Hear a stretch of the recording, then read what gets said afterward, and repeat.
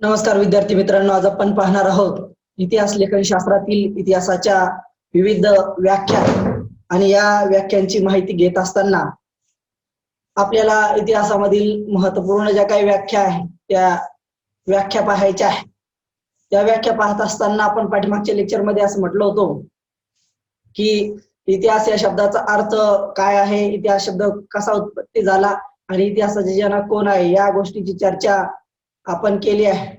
या लेक्चर मध्ये आपल्याला त्या पुढील गोष्टींची चर्चा करायची आहे. इतिहासाच्या ज्या काही विविध व्याख्या आहेत त्या व्याख्या जाणून घेण्यासाठी आपण प्रयत्न केला होता आणि या प्रयत्नामध्ये इतिहासाच्या व्याख्या या कोणत्याही व्याख्या या कायमस्वरूपी व्याख्या नाहीत, तर त्या काळानुरूप बदलत गेलेल्या व्याख्या आहेत. याची चर्चा आपण पाठीमागच्या काही लेक्चर मध्ये केली. आपण असं म्हटलं होतं की इतिहासाचा जनक हेरोडोटस नावाचा व्यक्ती आहे, ज्यानं या ठिकाणी history means a inquiry into interesting and memorable past events, भूतकालीन किंवा गतकालीन अविस्मरणीय आणि महत्वाच्या घटनांचा शोध घेणे म्हणजे इतिहास होय. गतकालीन महत्वपूर्ण किंवा अविस्मरणीय महत्वाच्या घटनांचा शोध घेणे म्हणजे इतिहास, अशी आपण त्याची व्याख्या पाहिली होती. हेरोडोटसने इतिहासाला रंजक आणि संस्मरणीय अशा दोन भागामध्ये विभाजित करण्याचा जो प्रयत्न केला, ती त्याची व्याख्या या ठिकाणी निर्दोष वाटत नाही किंवा त्याची व्याख्या ती पूर्णपणे निर्दोष नाही असंही आपल्याला माहित आहे.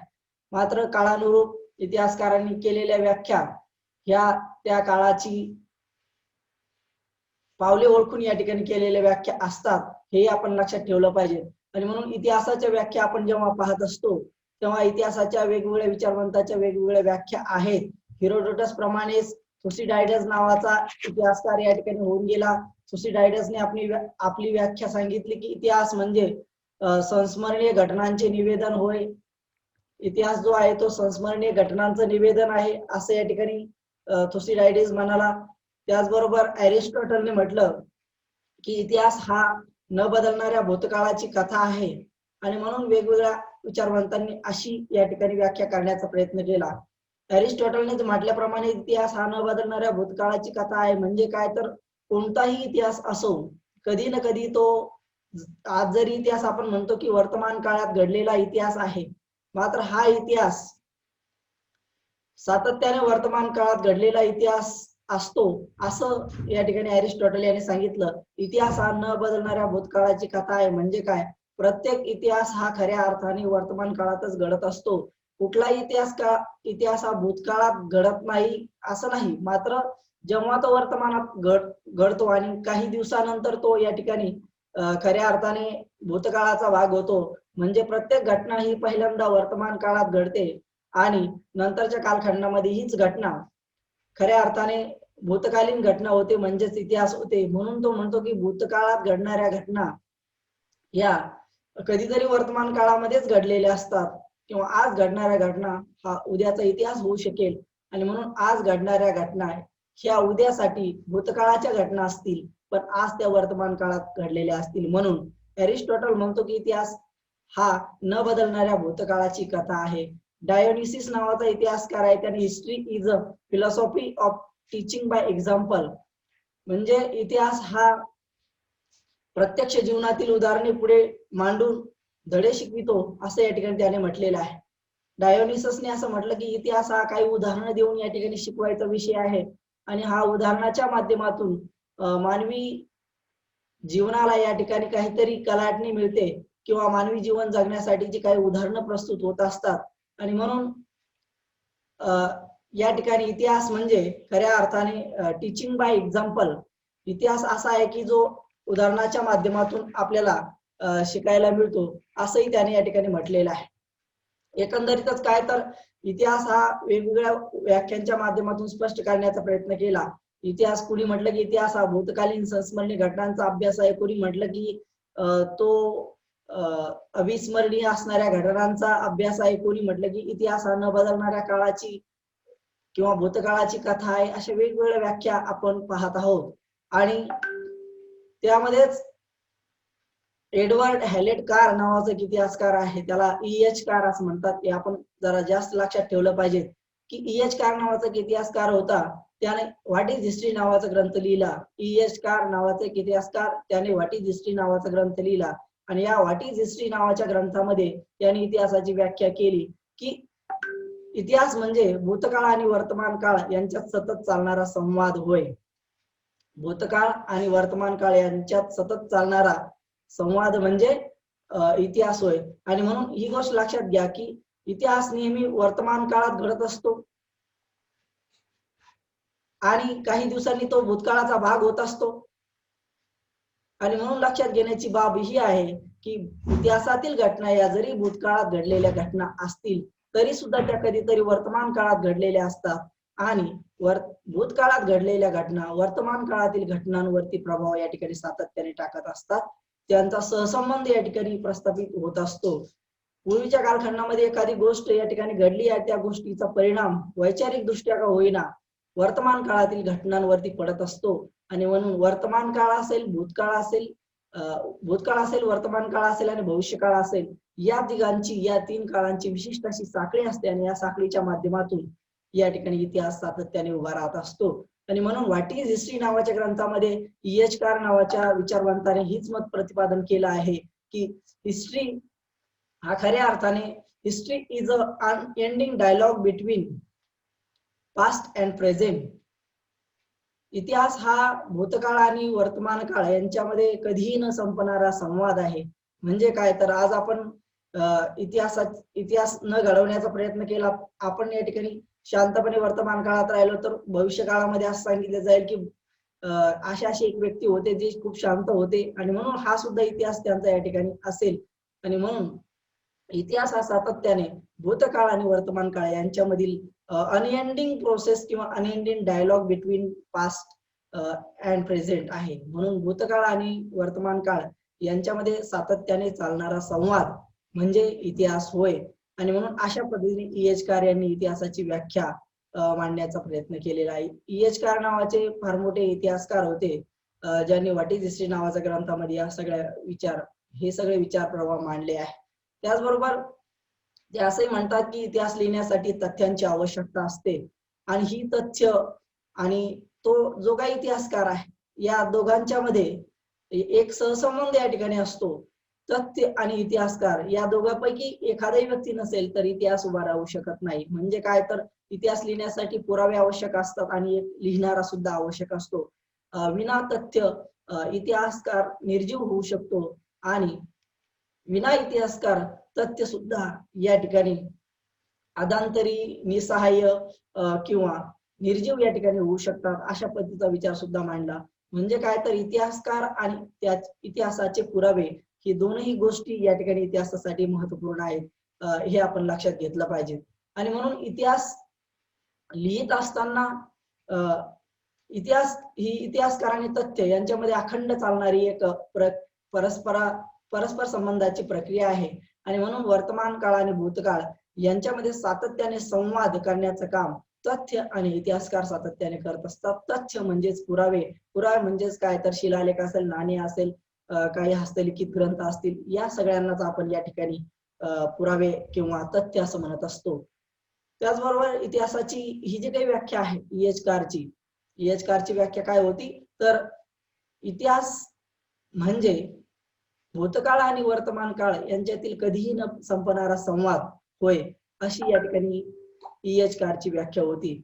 यानंतर थॉमस कार्लाइल नावाचा एक इतिहासकार होऊन गेला ज्यानं इतिहासाची व्याख्या केली की history is nothing but biography of great man. म्हणजे काय तर कार्लाइलची व्याख्या सोप्या भाषेमध्ये समजून घ्यायची म्हणजे थोर व्यक्तींची चरित्रे आणि त्यांनी बजावलेली कामगिरी म्हणजे या ठिकाणी इतिहास होय. कार्लाइलच्या मताप्रमाणे भूतकाळामध्ये घडून गेलेल्या थोर व्यक्ती आणि त्यांनी केलेली कामे याला आपण इतिहास असं म्हणू शकतो. कारण मानवाचा संपूर्ण इतिहास हा युग पुरुषांचा इतिहास आहे असं त्याचं मत आहे. सामान्यांना इतिहासामध्ये स्थान नाही असं ठामपणे प्रतिपादन कार्लाइल नावाचा व्यक्ती करतो. कार्लाइलच्या मते थोर व्यक्तींची चरित्रे हा इतिहासाचा भाग आहे. मोठमोठ्या व्यक्तींची चरित्रे हाच खऱ्या अर्थाने इतिहासाचा भाग आहे असं या ठिकाणी कार्लाइल नावाचा इतिहासकार सांगतो. त्याचबरोबर सर रॉबर्ट सिले नावाचा एक इतिहासकार होऊन गेला. सर रॉबर्ट सिले त्यानं सांगितलं की गत काळातील राजकारण म्हणजे इतिहास व वर्तमान काळातील राजकारण म्हणजे भविष्यातील इतिहास होय. म्हणजे काय तर गत काळातील राजकारण म्हणजे इतिहास, म्हणजे पूर्वीच्या काळात होऊन गेलेली राजकीय घटना, राजकीय घडामोडी याला आपण वर्तमान काळाचा इतिहास म्हणतो. पण जेव्हा त्याच घटना आजच्या वर्तमान काळात या ठिकाणी घडतात, तेव्हा त्याच घटनांना आपण पुढे चालून काही दिवसानंतर गत काळातील इतिहास हा सुद्धा राजकारण या ठिकाणी होतो.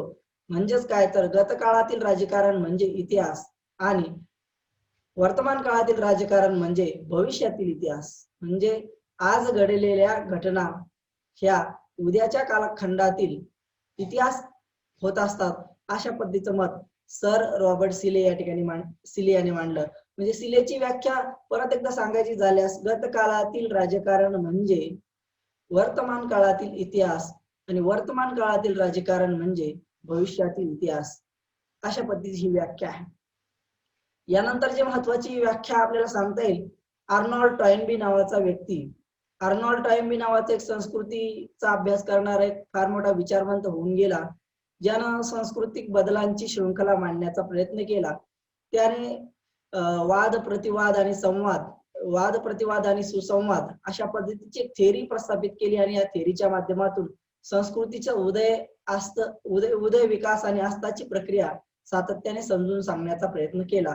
आणि म्हणून संस्कृतीच्या उदय विकास आणि अस्ताचा सिद्धांत मांडण्याचं काम आर्नॉल्ड टॉयनबी नावाच्या व्यक्तीने केलं. आणि या आर्नॉल्ड टॉयनबी नावाच्या व्यक्तीने असं सांगितलं, इतिहासाची व्याख्या स्पष्ट करत असताना असं सांगितलं, all history is nothing but the rise and fall of human civilisation. इतिहास म्हणजे मानवी संस्कृतीचा उदय आणि अस्त होय.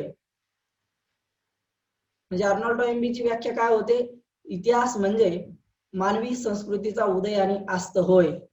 म्हणजे इतिहास केवळ घटनांचे निवेदन नव्हे, तर तो भिन्न संस्कृतीचा अभ्यास आहे. इतिहास म्हणजे संस्कृतीचा अभ्यास आहे.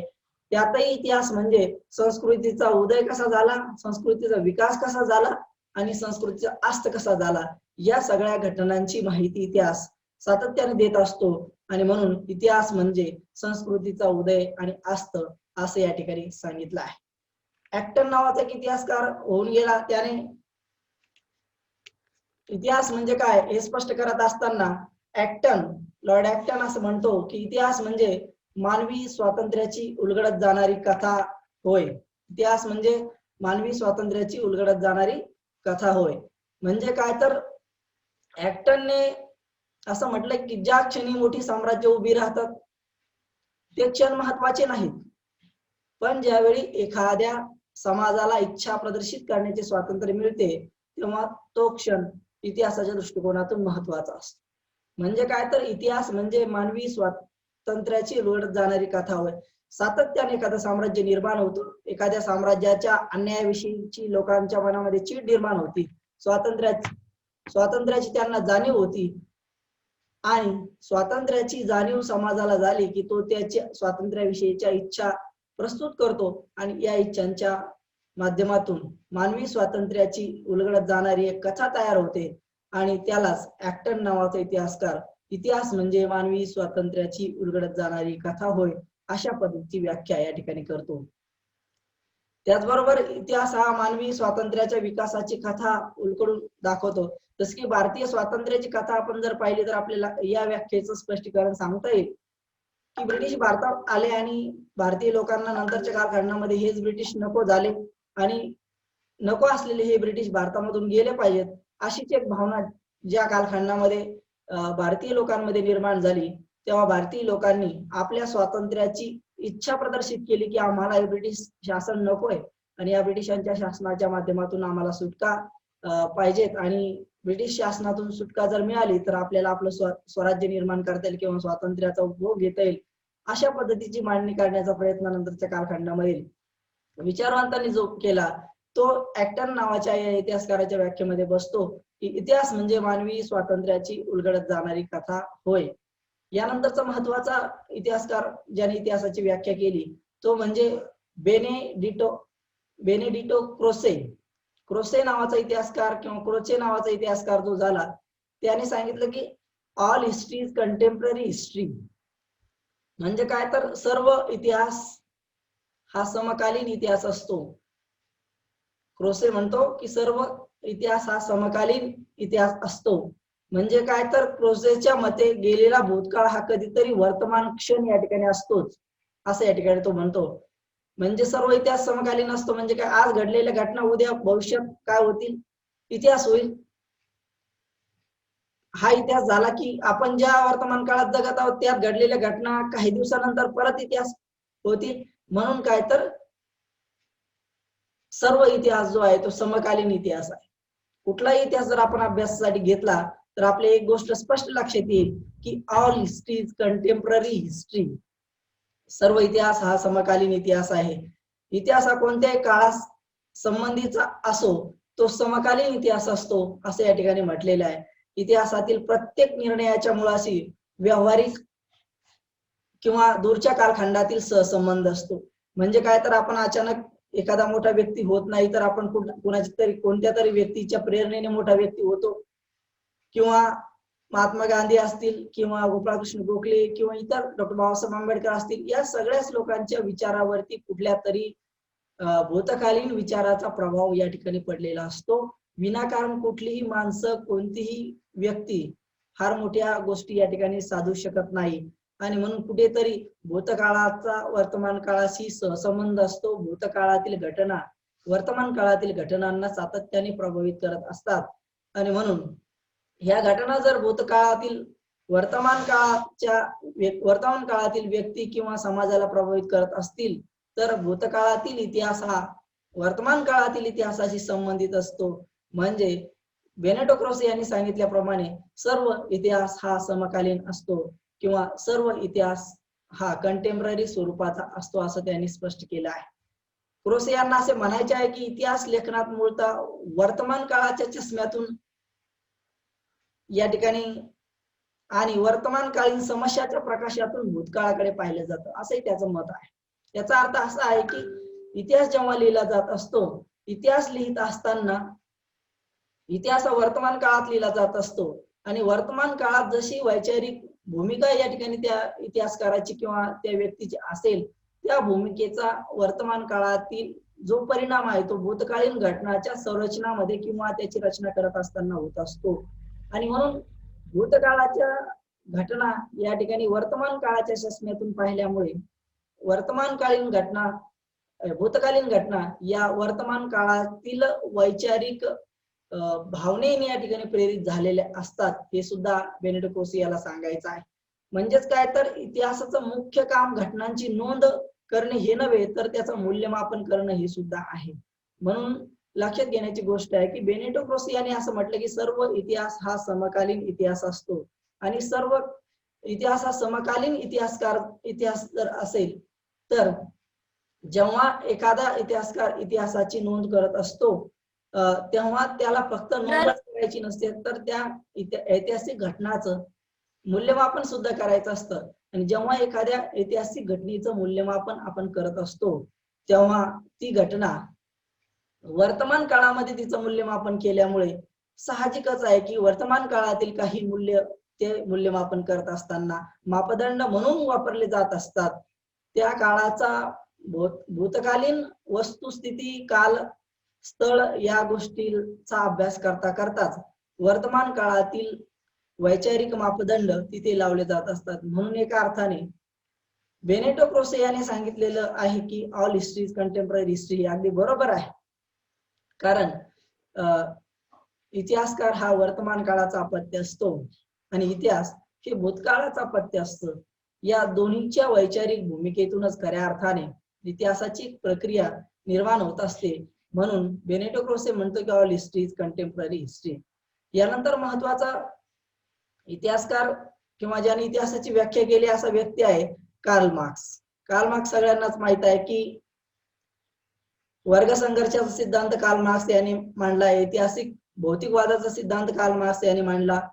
क्लास स्ट्रगल जो आपण वर्ग संघर्ष म्हणतो तो या ठिकाणी कशा पद्धतीने आहे हे सुद्धा त्याने स्पष्ट करून सांगण्याचा प्रयत्न केला.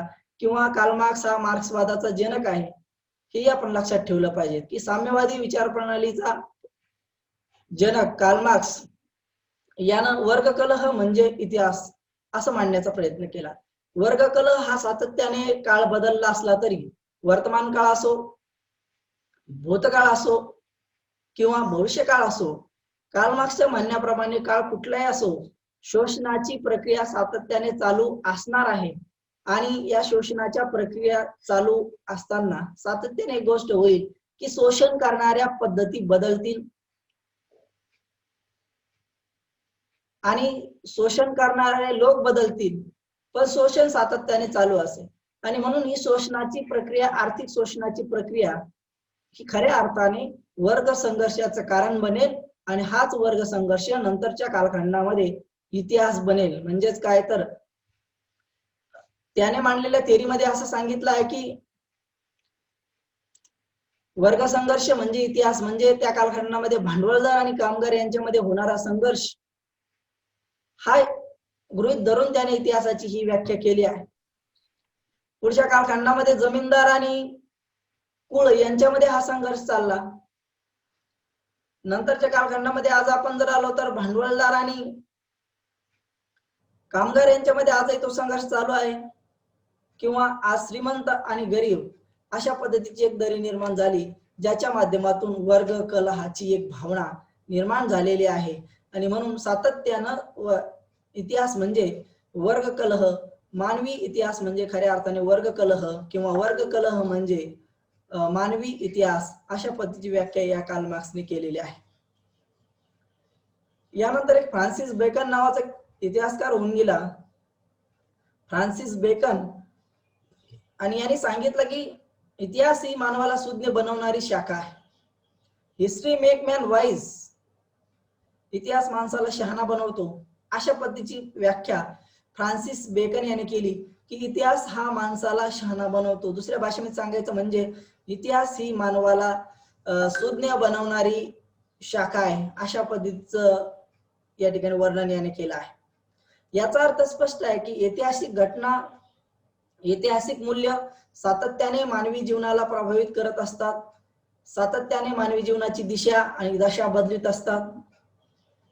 भूतकाळातील घटना वर्तमान काळामध्ये मानवाच्या जगण्याच्या, वागण्याच्या पद्धती ठरवित असतात, त्याची वैचारिक भूमिका ठरवित असतात. आणि म्हणून खऱ्या अर्थाने इतिहास हा माणसाला शहाणा बनवत असतो.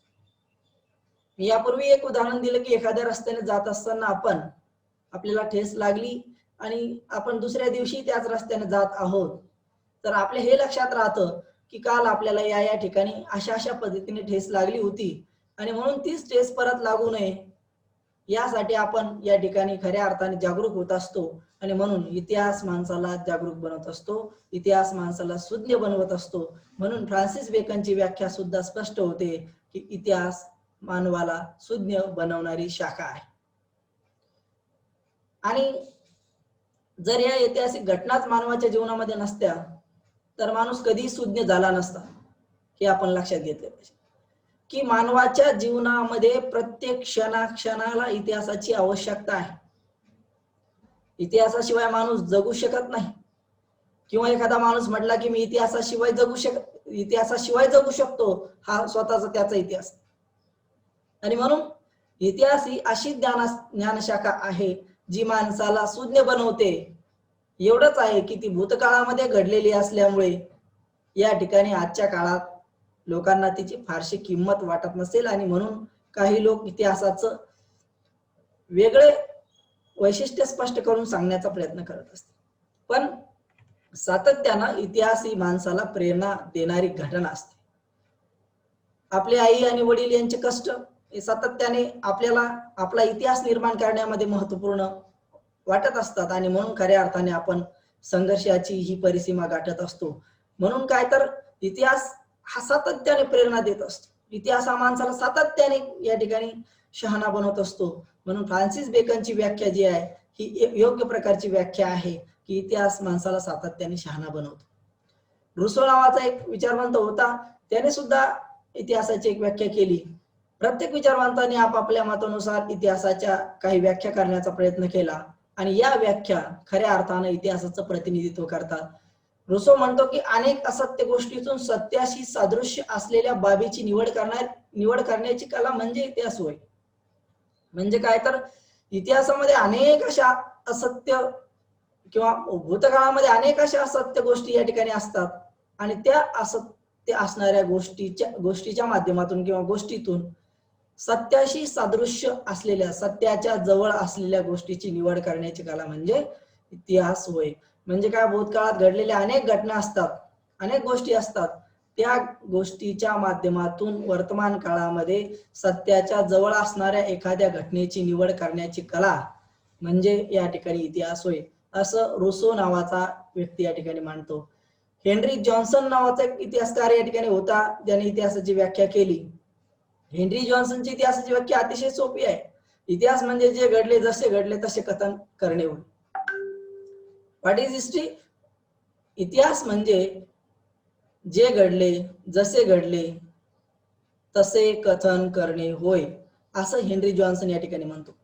प्रोफेसर मेटलँड नावाचा व्यक्ती होऊन गेला, त्याने सांगितले की जे घडले ते इतिहास होय, जे घडले ते इतिहास होय. प्रोफेसर मोटलँड नावाचा व्यक्ती म्हणतो की जे घडले ते इतिहास होय. प्राध्यापक प्रोफेसर रेनियर नावाचा व्यक्ती म्हणतो इतिहास म्हणजे समाजामध्ये राहणाऱ्या मानवाची कथा होय. रेनियरची व्याख्या अशी आहे की इतिहास म्हणजे समाजामध्ये राहणाऱ्या व्यक्तीची कथा होय. कारण इतिहास हा समाजाशिवाय असू शकत नाही. समाजामध्ये राहणाऱ्या लोकांचा या ठिकाणी इतिहास असतो आणि म्हणून हा इतिहास सातत्यानं मांडण्याचा प्रयत्न या ठिकाणी इतिहासकार करत असतो. समाजाशिवाय इतिहास कधीही या ठिकाणी निर्माण होऊ शकत नाही, कारण व्यक्ती हा समाजाचा एक मूलभूत घटक आहे आणि व्यक्तीचा इतिहास या ठिकाणी सातत्याने मांडला जात असतो आणि या इतिहासाच्या माध्यमातून सामाजिक काही घटनांचा सुद्धा वापर या ठिकाणी सातत्याने केला जात असतो. आणि म्हणून प्रोफेसर रेनियर ने अशी व्याख्या मांडली की इतिहास म्हणजे समाजामध्ये राहणाऱ्या मानवाची कथा होय. हे अगदी या ठिकाणी बरोबर आहे. त्याचबरोबर प्रोफेसर लेकी नावाचे इतिहासकार होऊन गेले, प्रोफेसर लेकी, LEKI. तर हे जे काही लेकी नावाचे इतिहासकार आहे, यांनी असं मांडलं की नैतिक मूल्यांचा संग्रह म्हणजे इतिहास होय. Collection of moral values is called as history. इतिहास म्हणजे खऱ्या अर्थानं नैतिक मूल्यांचा संग्रह आहे. म्हणजे काय, तर बघा, इतिहास, कुठलाही इतिहास घ्या, तो आपल्याला या ठिकाणी सातत्याने प्रेरणा देत असतो, सातत्याने एक नवे विचार प्रवाह आपल्या समोर आणत असतो.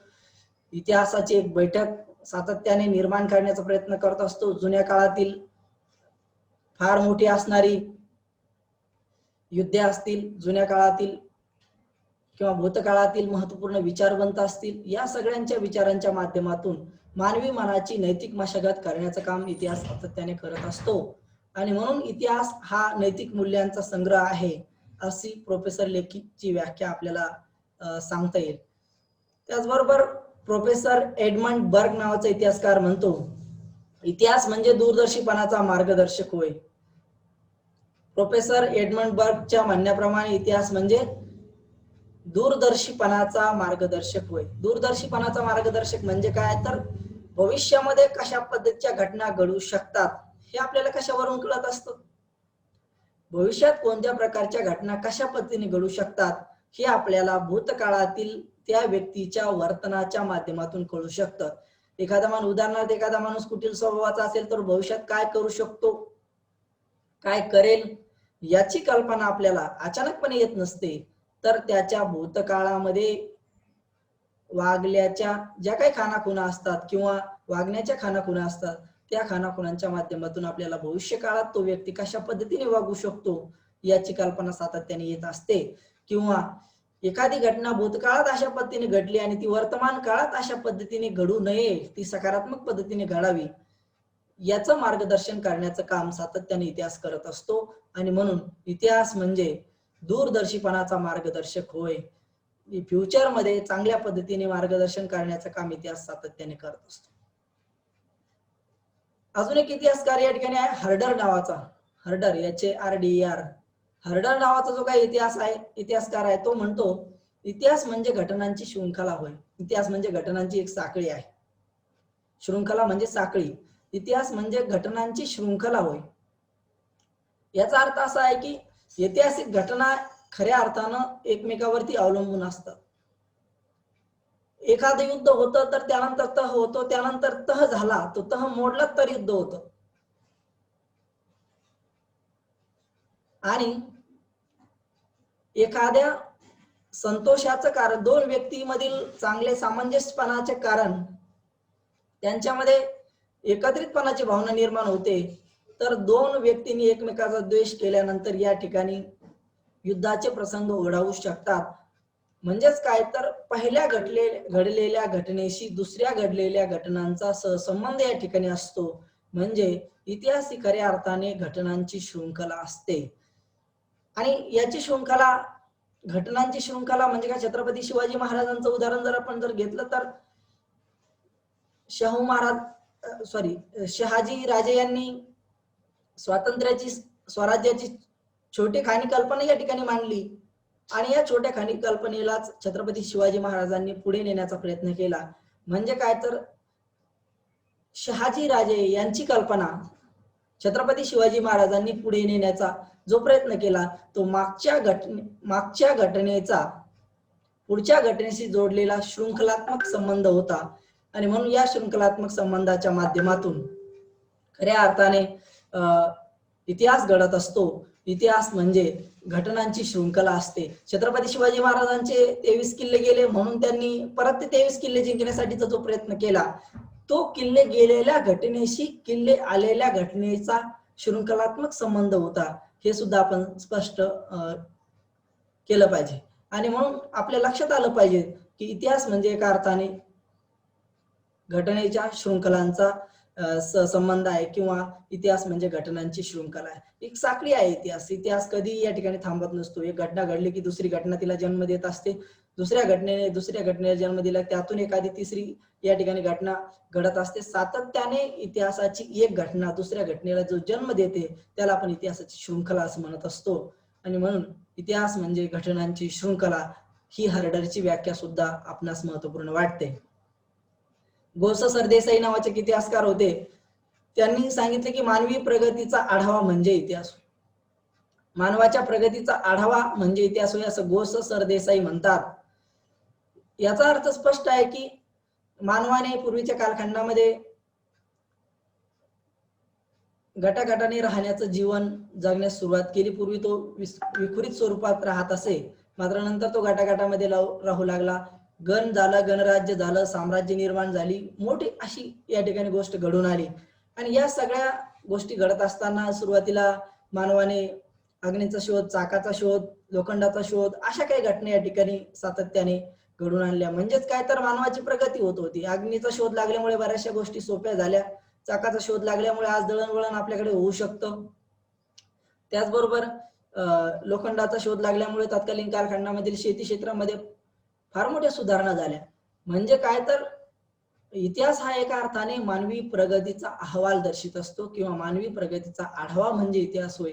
म्हणजे मानवाने सातत्याने जी प्रगती केली, आज आधुनिक कालखंडामध्ये आपण जी प्रगती करणार आहे तो भविष्यातील इतिहास या ठिकाणी होईल. म्हणून इतिहास हा मानवी प्रगतीचा एक आढावा आहे असं प्रोफेसर गो. स. सरदेसाई यांनी जे स्पष्ट केलं आहे ते अत्यंत महत्वाचं आहे. पंडित जवाहरलाल नेहरू यांनी सुद्धा एक इतिहासाची व्याख्या केली. मानवाची रानटी अवस्थेतून सुसंस्कृत अवस्थेकडे होणारी वाटचाल विषद करणे म्हणजे इतिहास होय. आणि पंडित जवाहरलाल नेहरूची ही जी व्याख्या आहे त्याने भारताच्या इतिहासाच्या संपूर्ण वाचनाच्या माध्यमातून, प्राचीन पासून ते आधुनिक इतिहासाच्या वाचनाच्या माध्यमातून विकसित झालेले आहे. की ते म्हणतात की मानवाची रानटी अवस्थेतून, पूर्वी आपल्याकडे माणूस हा रानटी अवस्थेमध्ये होता, भाषेचं ज्ञान नव्हतं, समूहाने तो फारसा राहत नव्हता. नंतर तो समूहाने राहू लागला, त्याला शेती क्षेत्राचं काही ज्ञान या ठिकाणी नव्हतं, शोधही फारसे नव्हते. आणि होमोसेपियन, होमो इरेक्टस किंवा इतर मानवीय विकासाच्या प्रक्रियेच्या माध्यमातून माणूस समोरच्या कालखंडामध्ये सातत्याने विकसित होत गेला. ही जी काही मानवाची अवस्था सुरुवातीच्या कालखंडामध्ये होती तिला पंडित जवाहरलाल नेहरू रानटी अवस्था म्हणतात. आणि मग रानटी अवस्थेच्या माध्यमातून पुढच्या कालखंडामध्ये मानवाने केलेली सुसंस्कृत अवस्थेकडे, म्हणजे मध्ययुगीन काळ असेल, मग आधुनिक काळ असेल आणि आजचा काळ असेल, अशी जी काही संपूर्ण जी वाटचाल आहे, ही वाटचाल विशद करणारे शास्त्र म्हणजे इतिहास होय. म्हणजे काय तर मानवाची रानटी अवस्थेतून सुसंस्कृत अवस्थेकडे होणारी वाटचाल विशद करणारे शास्त्र म्हणजे इतिहास होय. अशा पद्धतीची व्याख्या पंडित जवाहरलाल नेहरू यांनी केली. हॅपोल नावाचा एक इतिहासकार होता. हॅपोल नावाचा इतिहासकार म्हणतो की इतिहास म्हणजे अनुभवाचा नंदादीप होय. इतिहास म्हणजे अनुभवाचा नंदादीप होय किंवा इतिहास म्हणजे अनुभवाचा अखंड दीप होय. म्हणजे इतिहास खऱ्या अर्थाने एक्सपिरियन्स देत असतो. इतिहास हे फार मोठे अनुभव या ठिकाणी देत असतो आणि इतिहास माणसाला या अनुभवाच्या माध्यमातून शिकवत असतो. आणि इतिहास खऱ्या अर्थाने खूप मोठ्या अनुभवाची शिदोरी आपल्याकडे कलेक्ट करत असतो, सातत्याने ते आपल्याकडे ठेवत असतो. आपण जर आपला भारताचा इतिहास पाहिला, आपल्या विचारवंतांचा इतिहास पाहिला, विचारवंतांच्या सामाजिक सुधारणा पाहिल्या, तर या सगळ्या सामाजिक सुधारणा असतील किंवा त्यांचा इतिहास असेल, या सगळ्या इतिहासाच्या माध्यमातून एक गोष्ट आपल्या लक्षात येईल की खऱ्या अर्थाने हा इतिहास जो आपण अभ्यासला तो अनुभवाचा नंदादीप होता किंवा अनुभवाची अखंड शिदोरी या ठिकाणी होती, हे आपल्या लक्षात येईल. म्हणजे काय तर भारताचा इतिहास असो का जगाचा इतिहास असो, कुठलाही इतिहास असो, खऱ्या अर्थाने तो आपल्याला अनुभव देत असतो आणि अनुभवाची शिदोरी देणारा इतिहास खऱ्या अर्थाने निर्माण होत असतो. आणि म्हणजेच इतिहास म्हणजे अनुभवाचा नंदादीप किंवा अखंड दीप असं आपण त्याला म्हणू शकतो. नंतर किटिंग आणि ब्लॉच नावाचे इतिहासकार झाले आणि त्यांनी सांगितलं मानवी कृतीची नोंद म्हणजे इतिहास. किटिंग आणि ब्लॉचने असं मानलं की मानवी कृतीची नोंद म्हणजे इतिहास होय. मानवाने केलेल्या कृतीची नोंद घ्यायची, त्याला आपण इतिहास असं म्हणू शकतो. अशा पद्धतीचे एक विचार सुद्धा त्या कालखंडामध्ये किटिंग अँड ब्लॉच नावाच्या विचारवंतांनी मांडला. त्याचबरोबर बरखाट नावाचा एक व्यक्ती होता. बरखाटने असं मांडलं की अनेक युगामध्ये ज्याचे अस्तित्व पुसले गेले